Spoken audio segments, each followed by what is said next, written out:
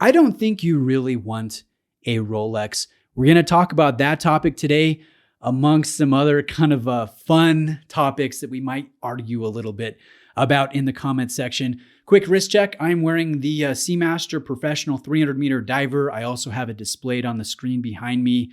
And I want to read an email from a longtime viewer, Shivan. And Shivan, it might sound like I'm being harsh in response to you, maybe a little bit critical. Please don't take offense. I'm just going to share my my unabashed opinions with you and with everyone else watching. So let's read this email from Shivan. Hey, Bruce, just picked up the white Seamaster 300 meter. Absolutely gorgeous piece. I found an AD that even offered me the new Submariner, which I will take and flip, make some money out of it because the Seamaster is just perfect for me. I fell so much in love. It's all I think about before and after I sleep. Do you think Omega is a genuine competitor? And do you think Rolex is scared of them? Also, do you think Omega is a full-on true luxury brand? Shivan. First off, Shivan, congrats on an awesome watch. Obviously, I think it's great. I have one. I also think the Submariner, excuse me, getting a little bubble in my throat. I also think the Submariner is amazing. In fact, I enjoy the Submariner more than I enjoy my Seamaster, even though they're both awesome watches. And I totally get your giddy, over the moon, watch honeymoon phase that you're in, where you're so excited about your new purchase. You're thinking about it all the time. That's one of the reasons why we're in this hobby together. So congrats to you. Now, here's the thing. Let's talk about your questions and let's talk about you being offered the Submariner from an authorized dealer. And the fact that you don't really want it, but you plan on buying it because you can make a little bit of money, maybe take that, $2,000, $3,000 and help offset the cost of your new Seamaster. I definitely think that after you buy something, it's yours and you can do whatever the heck you want to do with it. And who cares what anybody else thinks with what you do with your own money or your own possessions, as long as you're not breaking the law, it's totally up to you. So I'm not going to criticize you there. But I would like to point out that this happens, I think, a lot more than we would like to admit. We are offered a watch, from an authorized dealer, and maybe it's not the watch we really want, but we think, you know what, I have to buy it because I'm being offered this really hot commodity. And you know what? Yeah, that's easy money. I can take it. I can flip it. I can take that money and offset the cost of a different brand that's not so hard to get, and enjoy that awesome watch. And we talk ourselves into buying something that we don't actually want. And we take a unit out of the market, out of the retail market that somebody else really wants. Because there are customers out there, Shivan, like you, that would be giddy about a Submariner and would think about that sub before they go to bed and after they wake up, and all that stuff, and think it's the perfect watch for them, the same way you feel about the Seamaster. And in effect, you're taking one away from a potential client who wants to buy it or can only buy it at retail, with their budget. And just because you want to make an easy couple $1,000s. And so again, you can do whatever the heck you want to do, but think about what you're doing. Maybe on down the road, you'll regret having flipped the sub because your taste will have changed or evolved. Or you might go, wow, the sub is trading for 16 grand. I sure wish I would have held on to it a little longer before I flipped it. A number of different reasons could come into effect. The biggest one is that tastes change. They evolve. I think about, when I was a college student, I'm not going to tell you what year because it was a while ago. I wore stupid 50 millimeter Invicta Russian divers, and I thought they were the cat's pajamas. And maybe that explains my awesome hair that so many of you love. Let's see. I've had fashion watch days. I've been all about micro brands. I've had German only phases. I've dipped my toes briefly into the vintage scene.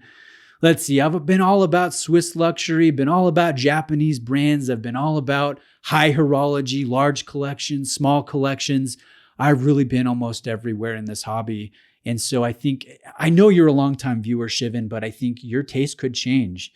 If you just buy this real quick and flip it and get blacklisted by your AD, later on, when you want to buy a Milgauss or a Daytona or whatever it is, I'm just putting out a hypothetical, you're not going to be able to get it from an authorized dealer. And you might regret having flipped it for an easy couple $1,000s to offset a Seamaster, which you may or may not even own or enjoy anymore. I mean, that's how fickle we can be as watch enthusiasts. So again, do whatever the heck you want to do, but just think about it. Maybe buy the sub. I mean, if you kind of like it. If you don't like it, I'd say just, go on to the next watch on your list. But if you like the sub, buy it and wear it in conjunction with the Seamaster, because they can coexist. And over the months, over the years, you might find that you like one more than the other. And it might be advantageous to you not to be hasty in your decision. Now, that's all I'm saying. Where's my sub at? Here it is. I've got the Hulk. And honestly, I like the Hulk more than the Seamaster, even though I recognize the Seamaster is a heck of a watch, And at retail, it's like $5,000. The sub at retail is like $9,000. And the sub is definitely not twice the watch as the Seamaster, but I think it is nicer. And I enjoy it a little bit more. The sub sticking around in my collection, and I'm sure I'll be flipping the Seamaster at some point. I don't know when. Just take that for whatever you will. Now let's answer your questions. Let me put the sub down. I wrote your questions down. And guys, please share your opinions in the comment section. What do you think Shivan should do? And share your opinion on these questions. So, is Omega a genuine competitor to Rolex? Yes, to a degree, not a very high degree. Honestly, and some of you will hate this because you're biased against Rolex. I like to think of myself as a realist here. Rolex is kind of in a league of their own. I know price-wise, you can buy higher end brands at aftermarket competitive pricing to some of their sport models, or you can buy, vintage stuff that has intrinsic value in precious metal, or you can, spend far less and get an arguably more impressive horological movement from a different brand. Rolex, it's so hard to compare directly at price segments, but I would say as a luxury product, Rolex really is in a league of its own. And most people shopping for Rolex, they're not cross-shopping Rolex with Omega. They're cross-shopping Rolex with Blancpain or Audemars Piguet, Patek Philippe, other higher-end brands. And they're not necessarily cross-shopping with an Omega. I think most people cross-shop Omega with Tudor or with Breitling or with IWC and not with Rolex. So that's my answer to that. Is Rolex scared of Omega?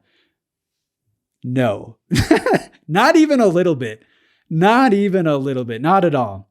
Is Omega a full-on true luxury brand? Absolutely they are. They're an awesome brand. They have a lot of design cohesion. They have some great history. They have some lovely designs. They're doing some great stuff. Are they perfect? Definitely not. But for their prices that they charge, I think they're great.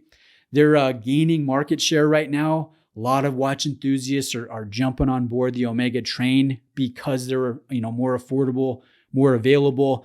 But in the coming years, those Omega prices are going to continue to go up, and we might see some availability concerns with some of their models in the coming years, which I know will anger some of you watch enthusiasts. But yeah, absolutely. Omega is a luxury brand for sure. Great prestige, great watches. I enjoy mine, but I will say, I do think Rolex is, a step above, even if the price disparity shows that they are a flight of stairs above. They're not a flight of stairs above, but they are a step above. So hopefully, Shivan, you've enjoyed my video response to you. I haven't been too harsh in my response, and you've gotten something out of my comments here. Just be patient. Really think through your next moves. You don't want to get blacklisted if in the future you actually want that sub, or you want to buy a different Rolex, or maybe you don't love the Omega as much after you get out of the honeymoon. I would just exercise a little bit of caution.